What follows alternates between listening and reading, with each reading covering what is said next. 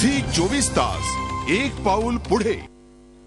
पुणे महापालिकेचं 3633 कोटींचं अंदाजपत्रक सादर करण्यात आलं खरं, पण या अंदाजपत्रक पुणेकरांसाठी महत्त्वाच्या असलेल्या पाणी, वाहतूक कोंडी या प्रश्नांवर कुठलीच भरीव तरतूद नाहीये।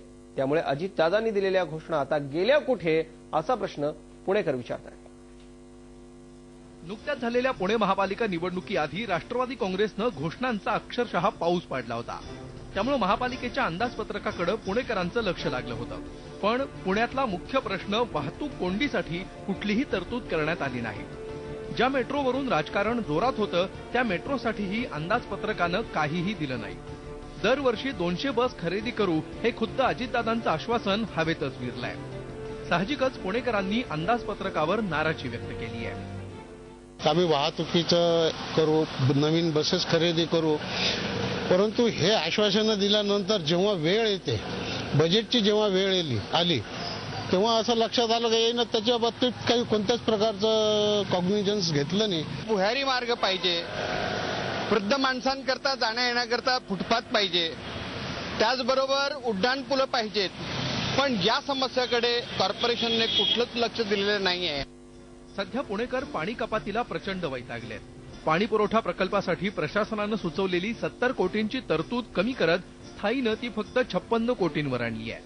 सत्ताधारी मात्र या अंदाजपत्रकानंतर तोकडा बचाव करतायत। सर्वांना बरोबर घेऊन अंदाजपत्रक तयार करण्याचा प्रयत्न केलेला आहे। या अंदाजपत्रकाचा सर्वसामान्य नागरिकाला जास्तीत जास्त उपयोग व्हावा हा प्रयत्न आम्ही या ठिकाणी केलेला आहे।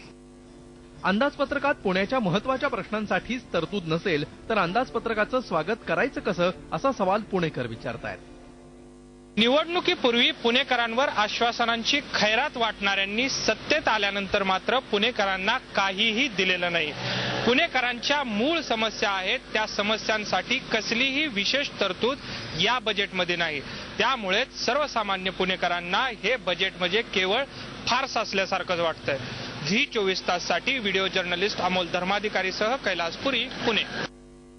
पुण्यातल्या पर्वती तसंच एसएनडीटी जलकेंद्रातून मोठ्या प्रमाणावर पाण्याची गळती होत असल्याचं झी 24 तासनं उघडकीला आणलं होतं। पाण्याची गळती केवळ महानगरपालिकेच्या वितरण व्यवस्थेकडूनच होते असं नाहीये। खडकवासला धरणातूनही ज्या कालव्यात पाणी सोडलं जातं त्या कालव्यातून हजारो लिटर्स पाणी वायाला जात आहे। सिंहगड रोडवरच्या विठ्ठलवाडीजवळ हे पाणी वाहून जात असल्याचं समोर आलंय। याशिवाय एसएनडीटी जलकेंद्रातूनही पाणी गळती सुरूच आहे। सजग नागरिक मंचानं ही पाणी गळती उघडकीला आणली आहे। सध्या पुण्यात मोठ्या प्रमाणावर पाणी टंचाई आहे, मोठ्या प्रमाणात पाणी कपात सुरू आहे। दुसरीकडे मात्र महापालिका आणि जलसंपदा विभागाच्या हलगर्जीपणामुळे लाखो लिटर्स पिण्यायोग्य पाणी वाया जात आहे। झी 24 तास एक पाऊल पुढे।